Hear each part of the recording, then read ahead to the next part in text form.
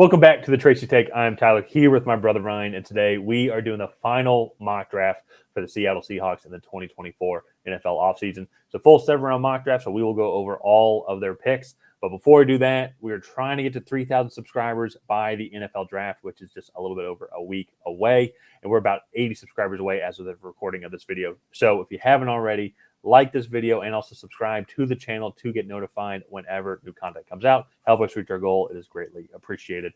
Ryan, let's pull this up here. So Seahawks, they only have 2 picks in the top 100. You can make the argument they use their 78th overall pick to get Sam Howell, which honestly we were going to mock them. I think a quarterback anyways. Developmental guy. Yeah, and so them getting Sam Howell, we'll talk about that here in a second. But I really like that trade, and they really only moved back like 24 picks and then picking up 102. And so here, though, at 16, I think there's a lot of different ways they could go here. They've focused on the secondary a lot over the past couple of drafts. Such Devin Witherspoon last year, then Reek Woolens has really panned out to be one of the better corners in the league. So that combination right there is deadly. They could address safety, which is something that we'll potentially talk about here in a little bit.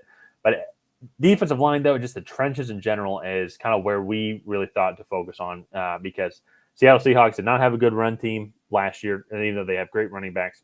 And then defensive line as well, they struggled just a little bit. And we think getting a guy like Latu, but you can make an argument it's probably the most ready NFL edge rusher in this class, just with his overall experience and his body of work. There's some questions about his overall health because he did have to medically retire, but he came back, and I think he's kind of squashed all those concerns overall. And I think he would fit, me personally, I think that he would fit the Seattle Seahawks defensive scheme better than maybe some of the other guys. Maybe Jared Verse, I think, also could kind of fall in there, but he's more that traditional edge rusher. What are your thoughts on Latu here going to Seattle in this selection overall?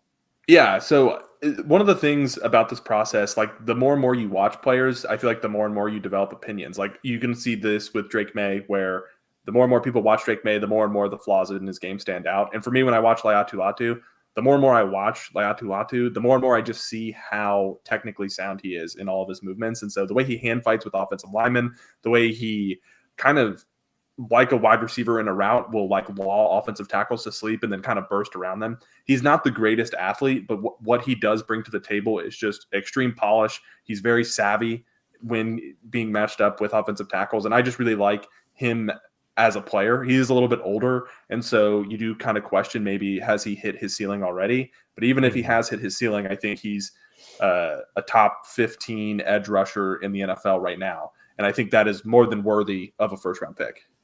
Oh, well, yeah. If you think he's top 15 edge rusher right now, a lot of teams are going to be taking him.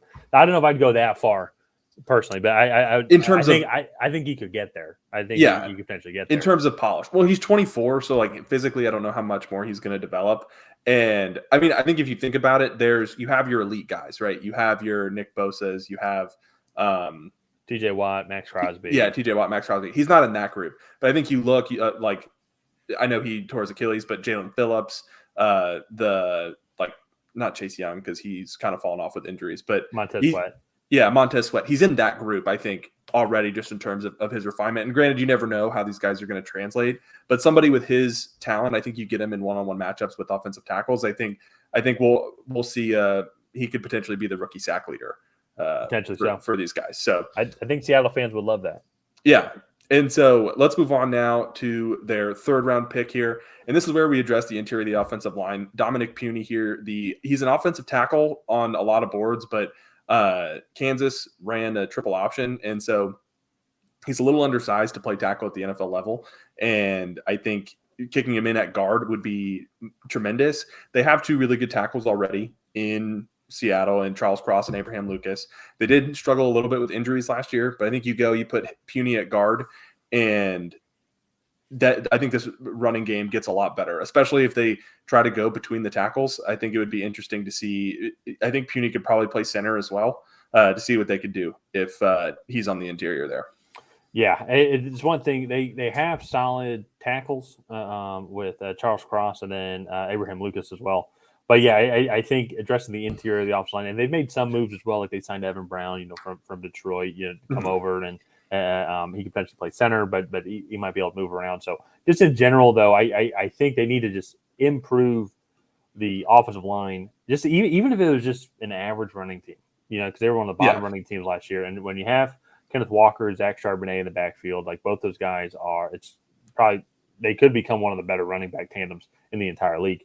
And then that receiving room, we obviously don't even need to talk too much about the receiving room. And so they have the potential to have an offense that just explodes, but they need to become more balanced. And so I think addressing that interior will continue to help. And so let's move on, though, now to their day 3 picks here. We're just kind of run through them here. At 102, as we talked about, that was what they received in the trade with Sam Howell. So they got Sam Howell as a quarterback there.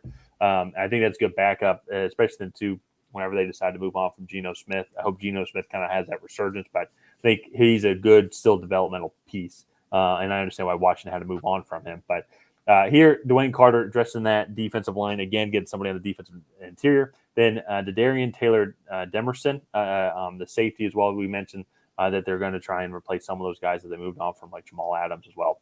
And then wrapping out here in the 6th and 7th round, A.J. Barner, the tight end, Frank Crum, offensive line, and then Tyrese Knight, linebacker as well. Ryan, what are your overall thoughts on Seattle's day 3 picks here? Yeah, I think they lost Will Dissly and Colby Parkinson to other teams. So I think going and getting a tight end there. Dwayne Carter is really good value there at 102. And the other guys I think are just kind of some solid depth pieces that can come in and maybe play on special teams to earn a roster spot and whatnot. But all in all, when you only have 6 picks, it's going to be pretty reliant on the 07. Yeah. Are you sure? Yeah, they had 2. Five. Yeah. 5. Well, they only had 2 top 100 picks. Yeah. But so it's going to be pretty reliant on how successful that first rounder is. And if you can get a few good pieces later, then great, but you're not really counting on those. And I think if you look at what they did in the top 100, they addressed 2, I think, positions of need with solid players. And so I think you have to come away happy with that. Yeah. No, yeah. And the Seattle team, too, it's not really like they're horrible. It's just unfortunately their weaknesses, or where they are weak, is going to be in the trenches. And if you want to be successful in the NFL, or like to be consistently dominant there and make a Super Bowl run, unless you're the 2021 Bengals, you need to have a good offensive line. You need to have a good defensive line. And that's just an area where they need to keep improving. They have the good tackles. They have all the good skill position players on both sides of the ball. On the outside, I think they just need to improve on that trenches, and that's going to be their primary focus, we feel. Yeah. So let's go ahead and wrap this one up here. If you guys have not already, please go ahead and like and subscribe. Leave a comment down below on what you thought of the Seattle Seahawks mock draft. And other than that, we will see you guys next time.